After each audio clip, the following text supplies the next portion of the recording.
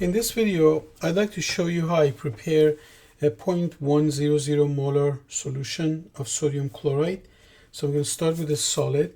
Sodium chloride has a molar mass of 58.44 grams per mole.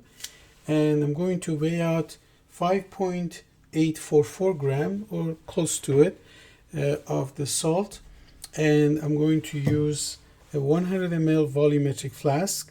And so I'll add the salt here, and then I'll dissolve it, then dilute it to the mark, and then I'm going to transfer it into this container for electrolysis.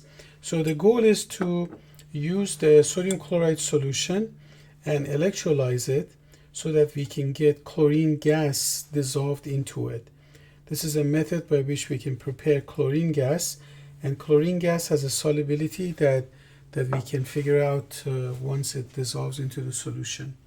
So let's go ahead and do that. So I'm going to weigh out 5.844 grams. So already the balance is zeroed out on the weigh boat. So let's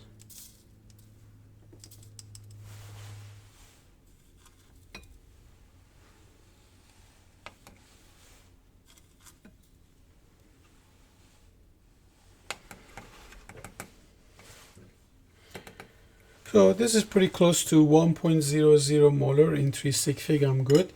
So I'm going to use that. And now I'm going to wet it down and transfer it into the flask. So it'll be easier to wet it down and transfer it. So let's go ahead and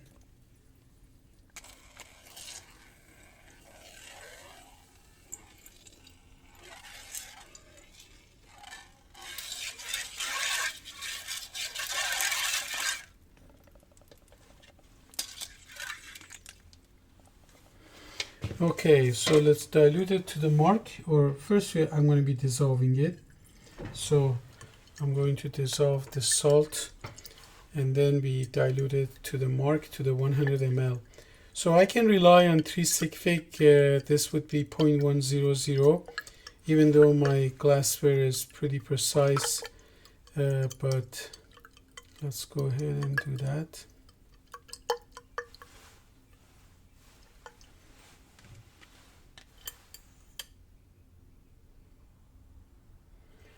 So I'm adding water to the mark now.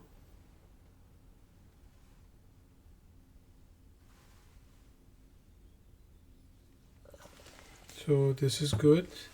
It's hard for you to see it, but it's pretty dissolved. And I'm going to put the cap on and mix it several times like that. So this solution is 0.100 molarity sodium chloride. And then next I'm going to transfer it into my electrolysis beaker.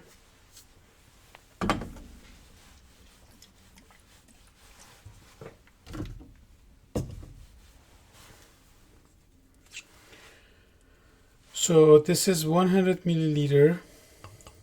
Let's transfer the whole thing there.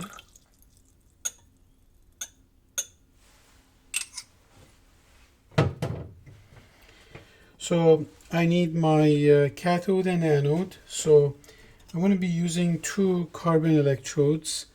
And so the cell involving the chlorine is a cell that you have to oxidize the chloride to chlorine gas.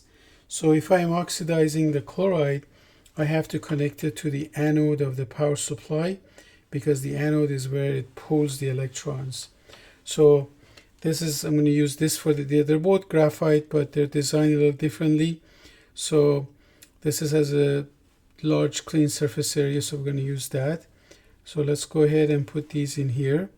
So I'm going to put the positive connected to this anode, and then there is a separator that stops these from touching, because if the electrodes connect together, it short circuits and it prevents the current from transferring to the solution. So this is good. Now this is going to create chlorine gas. So I'm going to let this thing go for about 5 minutes. So I have my timer set up. So let's go ahead and start. This is my anode. This is where the positive side of the power supply is connected. And you can see that there's a lot of bubbling taking place. So this is the chlorine gas that's being formed. And there could be some oxygen gas forming too. And so oxygen is not very soluble in water. But the main gas that I'm after is chlorine. I want to saturate the solution with chlorine gas. And then on the other side, and let's go on top here. So you can see that there's a lot of bubbling taking place on the other side. And that's hydrogen gas. So then the cathode, you're looking at reduction of water to hydrogen gas and hydroxide ions.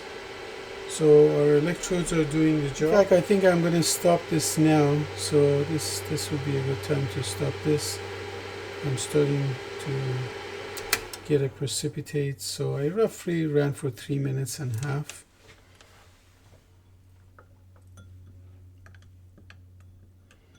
I can already smell that it has like a bleach smell to it. So let's remove our electrodes.